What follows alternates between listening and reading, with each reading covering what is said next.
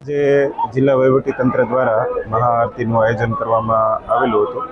ખૂબ મોટી સંખ્યામાં અમારા વહીવટી તંત્રના કર્મચારીઓ અને ભાવિક ભક્તજનો અહીંયા જોડાણા અને એક ભક્તિમય માહોલ થયો છે.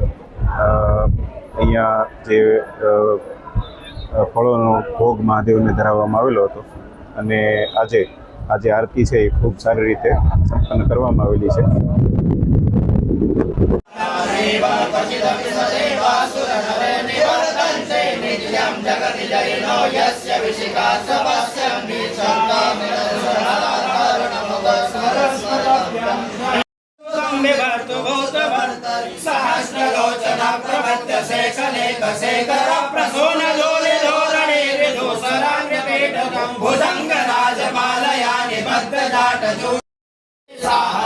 कमलबलिमालाय पदयोजके तस्मिन्